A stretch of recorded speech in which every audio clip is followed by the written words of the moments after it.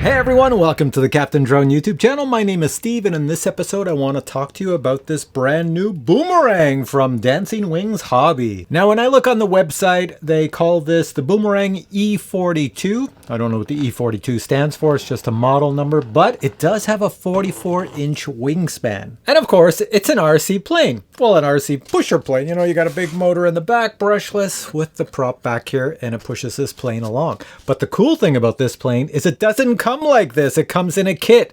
So if you have a son or daughter, this is a great plane to build with them. Now this plane is sold in two very inexpensive versions. So you have the version that has no electronics, and then you have the version with the electronics called the kit version. I got the kit version with the electronics. So for electronics, you get a brushless motor in the back with the prop, you get the 30 amp ESC, and you get two 9-gram servos for the wings so they can move the elevons. But no matter which version you get, let me tell you what you do not get, because there's a lot of beginners out there going, this looks like an awesome deal. Well, you don't get the battery. See, I've got my own battery up front. You don't get a battery charger. You don't get the receiver that's in here. And of course, you don't get the radio that you connect to this. You have to own all that. You also don't get the glue to put this together. So you have to have your own glue. Now, any type of CA glue will work because it's just balsa wood and foam. And CA glue sticks to balsa wood and foam. You know, like CA is part of what's in Crazy Glue. But there's a lot of glues on the market designed for balsa wood and foam, hobby stores, or even at craft stores. You can find that glue and it all works. I have a glue gun that has CA in it, CA glue sticks, and that's what I used on this, and it's very solid. So for that reason, a total newbie rookie is not the audience for this. This is more for somebody who's flown maybe one plane, two planes, a few planes. I've flown hundreds of planes, and it's very simple to fly, as you're going to see in this video. So this is for me. It was a fun build, like building a puzzle. Took about an hour to build, and I had it all together, took it out, flew it, and it did well. So what I want to show you now is the assembly of this. It took me 1 hour to assemble this, and that's because you got to let the glue set for a little bit, you know, in between each time you add the glue. But it is CA glue, so it sticks quite quickly. So it took about an hour to put the entire plane together. So watch that, and then right after that, I'm going to show you my maiden flight with this in very foggy weather. You can barely see it in the skies, but you can see it flew super well. So yeah, check all this out and come back to me. Go watch this. Now, before I show you how I assembled this plane, let me first show you the box everything arrives in.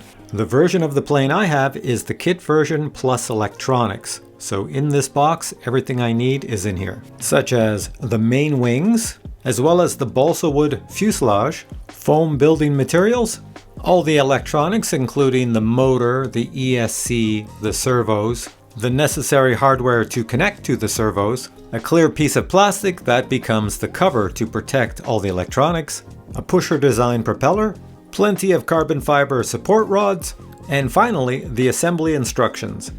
Now on to the assembly. We first must build the fuselage. Everything is held together with any type of CA glue you have or foam tack glue. After everything's been glued together, this would be the finished product. In the kit, you'll find 4 magnets.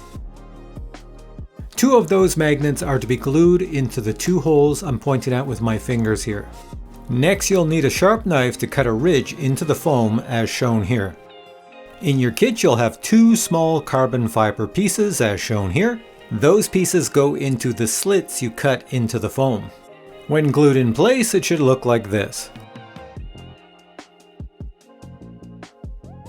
Next, you'll notice that the main wings already have grooves cut into them. You must glue the carbon fiber rods into these grooves. But first you'll want to glue the main wings to either side of the fuselage. You can see that the carbon fiber rods also act as support rods for holding the main wings to the fuselage. Here you can see that I've glued the wings to the main fuselage as well as glued all the carbon fiber rods in place. Now everything is super solid. If you desire, you can glue the plastic sheet to the nose portion of the fuselage, and then on the opposite end at the rear, place 2 magnets, glue those in place, and then you have a cover that can be opened and closed. The brushless motor needs to be screwed into the rear of the fuselage. 4 wood screws are provided for this. As well, take all the wires coming off the motor and pass them through the fuselage as shown here. Next, find the ESC in your kit and place it in the center section of the fuselage. Pass the wires through the foam. You may need to cut some holes. Also connect the 3 wires coming out of the ESC to the 3 wires coming out of the brushless motor. When you power this on for the very first time, if your motor is spinning in the wrong direction, just swap 2 of the wires. In your kit you'll find 2 control horns. Those control horns fit into the holes already made into the wings. Next, it's time to install the servos. The servos simply fit into the already made holes. Look at how I'm doing it here. You can see how they fit. Run the wires into the fuselage. The servos are held in place with a tiny bit of glue. After everything's been assembled, the control horn, the control rod, and the servo, it should look like this. I've powered my servos on and I have them running repeatedly just to see if they work and also to show you exactly what it should look like when you do everything correctly. Now you'll notice that the hole in the included propeller may be a little bit too large for the size of the shaft coming off the motor. You can rectify that. There's a bunch of these little plastic things. You can fit those into the propeller. Now just a word of caution for people not familiar. When you go to install the propeller, you'll notice the propeller has writing on it. That writing should point to the nose of the plane, not like I'm showing here. This is how a lot of people accidentally put it on. If the writing's pointing to the rear of the plane, then your propeller is not going to give you maximum thrust. Now it's time to install the foam wingtips. You just glue them into position. Here I'm showing the 3-cell LiPo battery I'm using for this plane. I purchased this battery off of Amazon. As well, since I'm going to use a Spectrum radio, I might as well use a Spectrum receiver, and this is a small receiver I purchased off of Amazon. In your kit you'll find 2 pieces of Velcro. Attach one piece to your battery and the other piece to the plane, and then when the battery sits in the plane, it won't fall out. And now it's time for the Maiden Flight. So I'm at my flying field. I want to try out the Boomerang, but I'm a bit worried. Problem number 1, I was hoping the snow would be soft so that if I thunder in, I don't break the plane. But the snow is kind of icy hard because we've had rain. Problem number 2, check out the visibility. Fog everywhere you look. Doesn't matter which way I pan, it is fog. So I'm not really going to see the plane too well if it does fly. But more so, I want you to see me, so I wore this canary yellow jacket so I'm visible. Anyways, let's go try Maiden. Now before our flight, I just want to show you the finished product. You can see it in my hand here. I did put the cover on, but I set the cover behind the battery so I have easier access to the battery. So this little cover, it's held on by magnets and it goes from here to here. In addition, in order for me to launch it, I've put this little hand grip at the bottom. It's just a piece of foam I glued on. Hopefully that works, and hopefully this prop at the back does not chop my hand. And the last thing I did is I added a little camera up front, a little Insta360 up front, so that I can give you some flight footage while we're flying. Hopefully that doesn't mess up the nose weight too much. All right, so you can see I have a 1500 milliamp hour 3S battery up front. There's Velcro holding it in place. If I look at my surface areas, I have ailerons, and that's basically all I have. And of course, I have throttle. Motor arm. Definitely seems like it's got power. I'm just worried it's going to spin out of control. So the next problem is that when I launch it, I have to get to these controls and hit the up elevator or it's going to nose in. Give it a little bit of throttle.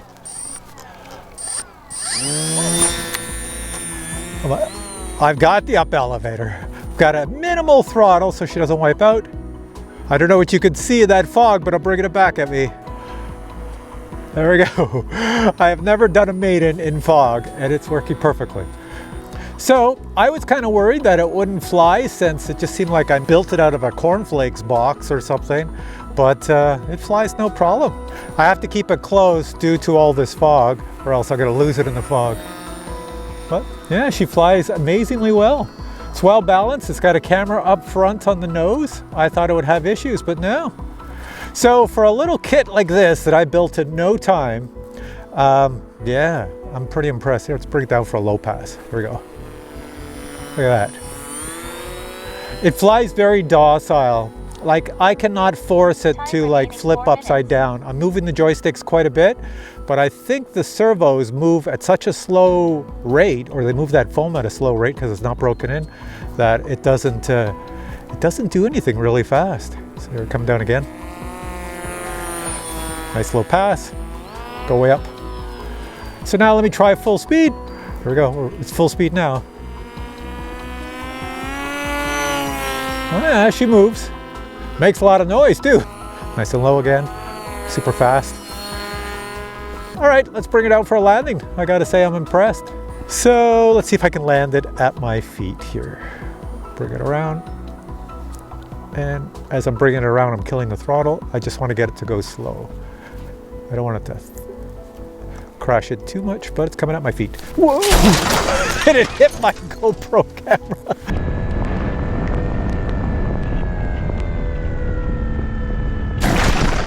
So that was Maiden Flight in foggy weather. I'm impressed. I give it a thumbs up. All right, so you're back to me. A few more things I want to mention. So as you saw in the video, I glued the plastic top right here, and this portion is just magnetically held in place so that I can flip it back and have access to the ESC and the receiver that's in there. Also, for the flight, I had to change the receiver because the receiver I initially stuck in, it didn't work. There was something wrong with it. So I only had one more receiver left over, and I stuck a different receiver in there. It's an overkill receiver. It's an 8-channel receiver. You only need a 3-channel receiver for this. And as mentioned in the video, on this 1500, flight time is about 10 minutes. And you can use a 2S battery, a 3S battery, and you can even use a 4S battery if you're in cold weather like I am. But if you're in really hot temps, a 4S battery, you'll have to keep off the throttle because you're probably going to blow either the ESC or the brushless motor. A few more things to mention. The instructions to assemble this are, well, you know, if you watch my video, you get a lot more information than reading these instructions. The instructions are kind of useless. Also, this is the box I showed you that it was shipped in. It came in this box, but what's remarkable is it came in this box. In other words, they put a label on it right here to ship it to me right from Banggood. And it came in this box, and this box is not thick cardboard, so if somebody stepped on it or whatever, they'd be squishing the foam and everything. But it arrived in this condition, and yeah, it's all right. So this version of the plane I did get from Banggood, the Banggood store.